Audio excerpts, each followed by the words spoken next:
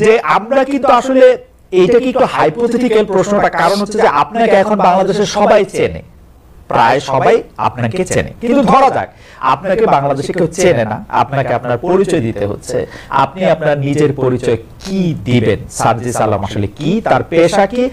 আমি একটু হালের নিয়ম মেনে, মানে আমি আর সায়ন্ত ঠিক এমসিকিউ আগে আগে পাস করে গেছি, কিন্তু আপনারা যেহেতু এমসিকিউ লোক, আমি একটু এমসিকিউ দিতে চাই যে আপনারা মাল্টিপল চয়েস কোশ্চেন হিসাবে এটাকে দিতে চাই যে আপনি নিজেকে আসলে কি বলেন? রাজনীতিবিদ ক, ছাত্র খ, ছাত্র নেতা গ, সাবেক ছাত্রলীগ নেতা ঘ।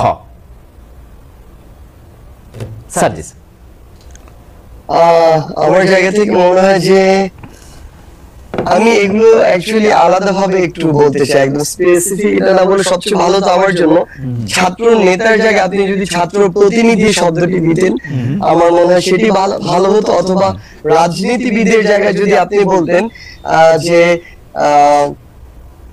অনেকটা পলিটিক্যাল এনথুজিয়াস্ট, এই শব্দটা দিলে আমার মনে হয় যে এইটা আমার জন্য বেশি অ্যাপ্রোপ্রিয়েট হবে আসলে। খুব ভালো বলছেন। আচ্ছা, আমি অন্যভাবে প্রশ্নটা করি, সেটা হচ্ছে যে আপনার সঙ্গে কি আপনার জনাব নাহিদের, জনাব মাহফুজের, জনাব আসিফের দেখা হয়? জি, আসলে তারা যখন তাদের যে সরকারি কাজ সেই কাজে যান তখন অবশ্যই তারা সরকারের বা এই অন্তর্বর্তীকালীন সরকারের একজন সদস্য বিভিন্ন জায়গা থেকে, কিন্তু সেই দায়িত্ব পালন শেষে আমরা প্রত্যেকদিন না হোক, একদিন পর পর হোক বা নির্দিষ্ট দিন পরে পরে হোক, আমরা যখন আবার তারা তাদের জায়গা থেকে তারা যে ছাত্র প্রতিনিধি ছিল সেই জায়গায় ফিরে আসে এবং আমরা আবার আমাদের পূর্বের যে জায়গাটি সেই জায়গাটি গিয়ে একসাথে নিজেদের আত্মসমালোচনা বলি বা নিজেদের কোন কাজগুলো করা উচিত ছিল, কোন জায়গায় আমাদের আরো কাজ করা উচিত, কোন জায়গায় ভুল হচ্ছে, সেগুলো নিয়ে আমরা প্রায় আলোচনায় বসি, কথা বলি। আপনি নিজেকে কি সরকারের অংশ মনে করেন? মানে আর ইউ না, আপনি সরকারের অংশ না, আপনি সরকারের অংশ না। আমি সরকারের অংশ নিজেকে মনে করি না, কিন্তু আমার জায়গা থেকে মনে হয় যেহেতু আমাদের ছাত্রদের যে প্রতিনিধি এমন তিনজন বর্তমানে বলা যায় আসলে আমাদের এই আন্দোলন বৈষম্যবিরোধী ছাত্র আন্দোলনের প্ল্যাটফর্ম থেকে তিনজন প্রতিনিধি সরকারে রয়েছে, সেই জায়গায় আমাদের অবশ্যই এখানে একটি আমাদের ভিতরে যে সম্পর্ক রয়েছে সেই সম্পর্কটি জায়গাটি কখনো এরকম নয় যে সরকারের সাথে সরাসরি যে সম্পর্ক এমনটি নয়, বরং তারা যখন ওই দায়িত্বটি ছেড়ে আবার এক হয়ে যায় তখন এটি অনুভব হয় যে না, সরকারে আছে এমন কিছু লোকজন আমার খুব ক্লোজ কাছে আছে, তাদের সাথে একটু কথা বলা যায়, ভিতরের যে বিষয়গুলো তাদের কাছে একটু মন খুলে শোনা যায়, এই বিষয়টি। কিন্তু আমি নিজেকে সরাসরি অবশ্যই সরকারের অংশ মনে করি না। আপনি নিজে সরকারের অংশ মনে করেন না তো জনাব নাহিদ, জনাব মাহফুজ এবং জনাব আসিফ মাহমুদ অবশ্যই সরকারের অংশ এবং আপনাদের প্রতিনিধি হিসেবে, মানে ছাত্র বা বৈষম্যবিরোধী ছাত্রদের প্রতিনিধি হিসেবে সরকারের অংশ। তো আপনি সরকারের বাইরে থেকে আপনার কাছে কি মনে হয় যে বর্তমান যে সরকার বা অন্তর্বর্তীকালীন সরকার, সেই অন্তর্বর্তীকালীন সরকারের মধ্যে কি আপনারা বেশি শক্তিশালী, নাকি আপনারা 3 জন অন্যরা 17 জন, মানে এরকম কি কোনো গ্রুপিং আছে, নাকি আপনারা সবার মধ্যে ভালোই সমন্বয় আছে? আপনি বাইরে থেকে কি বোঝেন যে মানে এই 3 জন কি আলাদা, এই 3 জন কি 20 জনের একজন, এই 3 জনই কি আসল 3 জন, মানে ব্যাপারটা কিরকম আসলে? মানে আমরা গণতন্ত্রে বুঝি যে এভরিবডি ইজ ইকুয়াল, বাট এখানে কি কেউ আছে যারা মোর দেন ইকুয়াল? না, এই জায়গাটি আমার কাছে একটু আলাদা রকম। সেই জায়গাটি হচ্ছে আমাদের এই বৈষম্যবিরোধী ছাত্র আন্দোলন প্ল্যাটফর্মে যে 3 জন সরকারের বিভিন্ন জায়গায় আমাদের প্রতিনিধিত্ব করছেন এবং সরকারের অংশ, তারা যখন ওই জায়গাটিতে থাকেন সরকারের জায়গাটিতে, তাদের তখন ওই নির্দিষ্ট জায়গাটিতে আসলে সরকারের হয়ে বিভিন্ন জায়গায় কাজ করার যে একটি আলাদা রকমের যে একটি ক্ষমতার জায়গা কিংবা বিভিন্ন জায়গায় কাজ করার যে তাদের নির্দিষ্ট কিছু আলাদা ক্ষেত্র রয়েছে যেগুলোতে তাদের ওই ডিসিশন মেকিং ক্যাপাবিলিটি ওই জায়গাটি রয়েছে সরকারের হয়ে, সেটি কিন্তু আমাদের ওই জায়গাটিতে নেই। আবার আমাদের একটি অ্যাডভান্টেজ রয়েছে, যে অ্যাডভান্টেজটি হচ্ছে যে তারা সরকারে থাকার কারণে অনেক বিষয় রয়েছে যেগুলো তাদেরকে অনেক মেনে সংযত হয়ে চিন্তা ভাবনা করে কথা বলতে হয়, চলতে হয়, প্রোটোকলের মধ্যে থাকতে হয়। সেদিক থেকে আমাদের মনে আমাদের একটা কমফোর্ট জোন হচ্ছে। হ্যাঁ, আমরা সত্যি আমাদের জীবনের প্রথম, আজকে থেকে 3 মাস আগে আমরা কেউ চিন্তা করিনি যে আমরা জীবনে হয়তো এই অভিজ্ঞতাটির মধ্যে দিয়ে যাব। আজকে থেকে 3 মাস আগে কেউ আমরা ভাবিনি যে বাংলাদেশে 3 মাস পরে এই অবস্থা আসবে। সেই জায়গায় আমরা প্রতিনিয়ত বিভিন্ন জায়গায় ঠেকছি, শিখছি, ভুল করছি, নিজেদেরকে ঠিক করছি। বাট আমরা তাদেরকে প্রত্যেকটি জায়গা সরকার যারা রয়েছে তাদের যে জায়গাগুলোতে আমাদের মনে হচ্ছে যে এই জায়গাগুলো আমাদের গঠনমূলক ভাবে সমালোচনা করা দরকার, কঠোরভাবে সমালোচনা করা দরকার, সেটি করার আমার যেমন সুযোগ হয়েছে, আবার জনগণের সাথে একদম রাজপথে সংগ্রাম করার যেমন আমার সুযোগ হয়েছে, আবার প্রত্যেকটি জেলায় জেলায় ছুটে গিয়ে আমার সাধারণ যারা আন্দোলনকারী ছিল, ছাত্র জনতা ছিল, তাদের সাথে মেশা, কথা বলা, আমার যারা আহত ভাই বোনেরা কিংবা শহীদ পরিবার রয়েছে তাদের সাথে কথা বলা, এই যে প্রোটোকলের বাইরে থেকে যে এক্সট্রা একটি সুবিধা, আমার যখন ইচ্ছা আমি চলে যেতে পারছি, যখন ইচ্ছা আমি রিক্সায় চলতে পারছি, রাস্তা দিয়ে মাস্ক পরে আমি হেঁটে বেড়াতে পারছি, এই আমার একটা আলাদা অ্যাডভান্টেজ রয়েছে।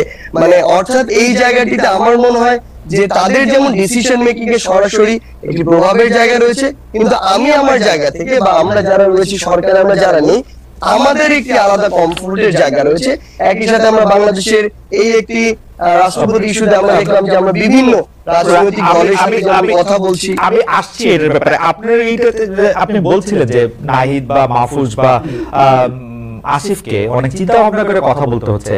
চিন্তা ভাবনাটা কি আপনি বা হাসনাত একটু কমই করতেছেন নাকি ইদানিং, নাকি মানে আচ্ছা, আমি আপনার অ্যাঙ্গেলটা বুঝতে পেরেছি। আসলে আমরা চিন্তা ভাবনা কম করছি এটা আমরা মনে করি না, বরং আমি আমার জায়গা থেকে বা হাসনাতের জায়গা থেকে আমি সামগ্রিকভাবেই বলি। আসলে আমি প্রথমে আপনাকে একটা কথা বলে নিয়েছি, 3 মাস আগে আমরা যে জীবনে এই পর্যায়ে থাকবো এটা আমরা কখনো কল্পনা করি, এবং সবগুলোই আমাদের জীবনে নতুন নতুন অভিজ্ঞতা। ইভেন আমরা ওই যে আমরা 4 তারিখে আমরা যখন ঘোষণা দিই যে 6 তারিখে আমাদের লং মার্চ টু ঢাকা হবে, তখনই আমাদের ইনস্ট্যান্ট আবার আমাদের ডিসিশন বিভিন্ন পার্সপেক্টিভ চিন্তা করে প্রায় 30 মিনিটের একটা ডিবেটের পরে আমরা ডিসিশন আসি যে না, পরশু নয় আগামীকালই long march to Dhaka. So এরকম বিভিন্ন জায়গায় আমরা বিভিন্ন সময় আসলে যেটা হয়েছে যে প্রথম অভিজ্ঞতার মধ্যে দিয়ে যখন গিয়েছি তখন সেই জায়গাগুলোতে ঠেকেছি, আমাদের যখন আবার সামগ্রিক একটা আলোচনার মধ্যে দিয়ে মনে হয়েছে যে না, এই জায়গায় আমাদের এইভাবে কাজ করা দরকার। সত্যি কথা বলতে আমাদের বিবেককে আমরা কোন একটা নির্দিষ্ট জায়গায় একদম কমপ্লিট করে রাখি না এবং রাখতেও চাই না। আমরা মনে করি যে কেউ যদি আমাদেরকে এমন কোন একটা পরামর্শ দেয় বা আমাদের নতুন একটা ইনসাইট দেয় যেটা আমাদের মনে গ্রেটার পার্সপেক্টিভে বেটার, তখন আমরা এটা গ্রহণ করার যে মানসিকতা সেটি রাখি। সেক্ষেত্রে কিছু ভুল হচ্ছে কিন্তু সবসময় সংশোধন করার চেষ্টা আছে। সার্জিস, আপনাকে ধন্যবাদ। আমি একজনেরটা দেখে আরেকজনের মাথায় সুরসুরি দেওয়া, এই সুযোগটা যেন আমরা গ্রহণ করতে পারি। আমার মনে মনে যে মেলার ছক, সেটা হলো এগুলো তো থাকবেই, তার সঙ্গে আরো অনেক জিনিস থাকতে পারে। এটা এক্ষুনি করতে হবে তা না, তো চিন্তাটা আমরা করতে পারি। তরুণদের একাংশ বাণিজ্য মেলা, ওই এটা তাদেরই অংশ। এখানে 25 বছরের পরে নিচে হইতে হবে এরকম কিছু একটা শর্ত দিয়ে দেওয়া, যারা 25 বছরের নিচে তারা এখানে আসবে, এখানে তারা দেখাতে পারবে তাদের কি করে তারা। আমরা যদি খুঁজি অবাক কেন, অসংখ্য রকমের কাজ করে এই তরুণরা, কিন্তু কোথাও স্বীকৃতি নাই, সরকারি স্বীকৃতি নাই, অন্য ব্যবসায়ী মহলে স্বীকৃতি নাই, কিন্তু তারা অনেক জিনিস করে, ছোট ছোট ছোট ছোট জিনিস করে। এবং তরুণ বলতে আমি শুধু ছেলে তরুণদের কথা বলছি, মেয়ে তরুণ অসংখ্য কাজ আপনাদের জানা আছে, আপনাদের প্রত্যেকে জানেন কে কি করে। ঘরে বসে শাড়ি বিক্রি করে, কি কোথাও জানেন, বাড়িতে কিছু না, কিন্তু তার ক্রেতা বহু যায়।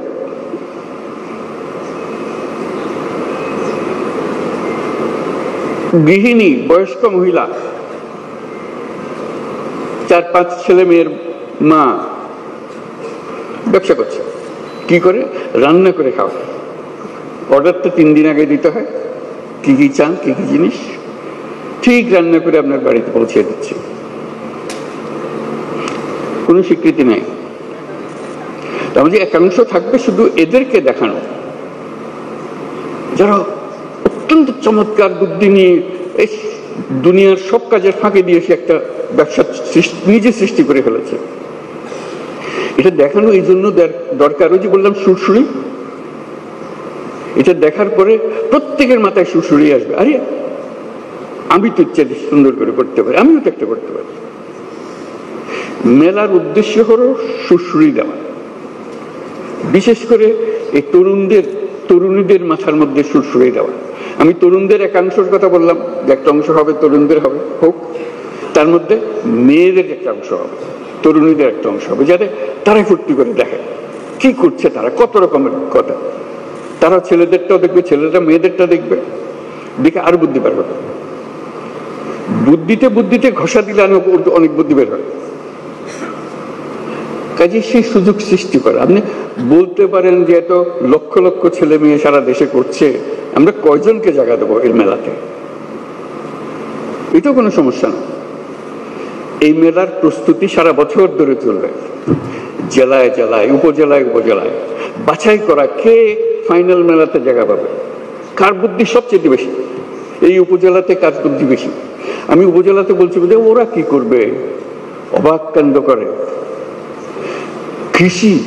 কৃষির জগতে যে বর্তন হচ্ছে মানুষের বুদ্ধিতে, সরকার সহযোগিতা করেছে কিন্তু মানুষ বুদ্ধিটা নিয়ে নিয়েছে, বহু রকম জিনিস করছে।